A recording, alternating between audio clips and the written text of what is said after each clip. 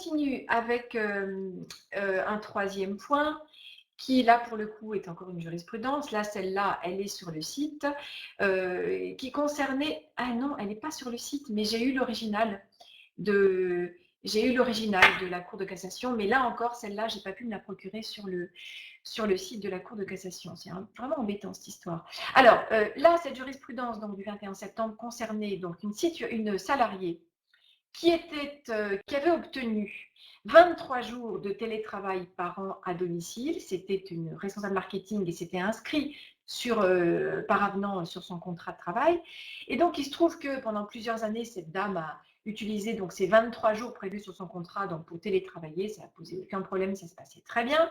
Mais il se trouve qu'elle a été affectée quelque temps plus tard à une autre division du groupe et on lui a demandé à ce moment-là de renoncer à ces 23 jours de télétravail et face à son refus, cette dame a été licenciée pour motif économique.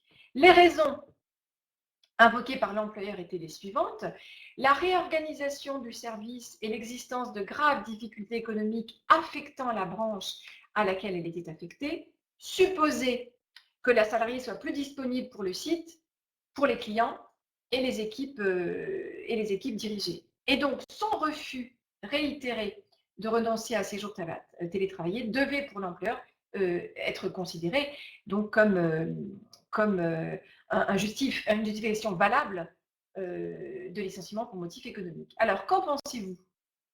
Le refus de la salariée donc de renoncer à ces jours de télétravail pouvait-il être considéré comme une raison économique justifiant son licenciement, donc dans ce contexte, hein, bien sûr?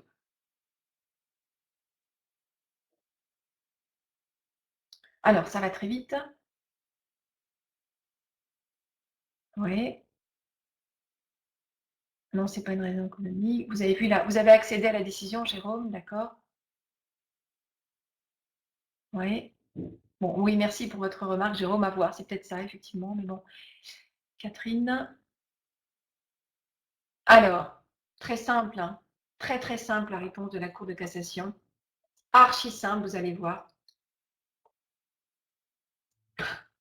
Si je peux passer à la diapo suivante.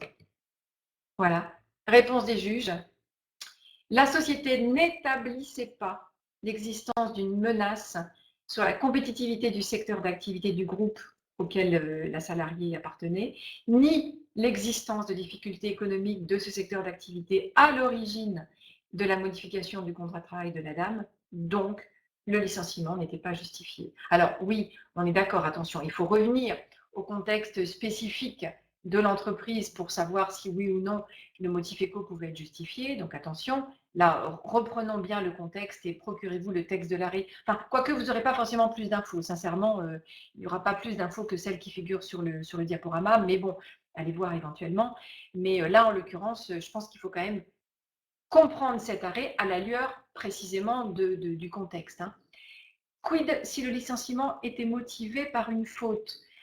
Ah bah, dans ce cas-là, la faute, le motif n'aurait pas été le refus de télétravailler, de revenir, comment dirais-je, à une situation sans télétravail. La motivation aurait été liée à la faute commise par la personne.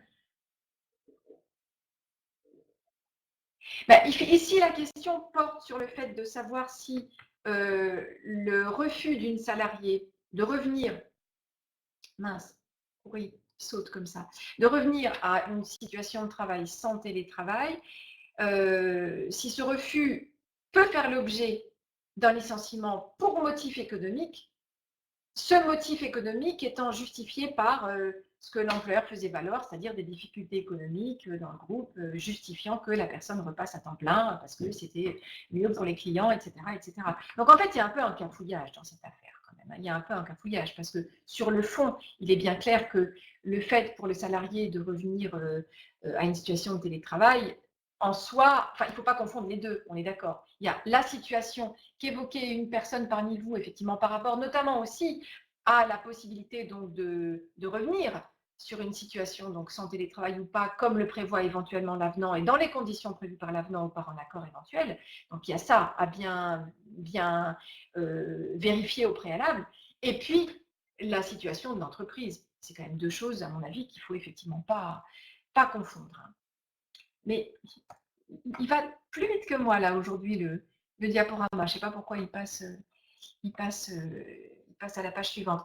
Alors Karine, oui, c'est contractuel, c'est compliqué de revenir dessus, mais cela peut être aménagé, justement. Alors voyons,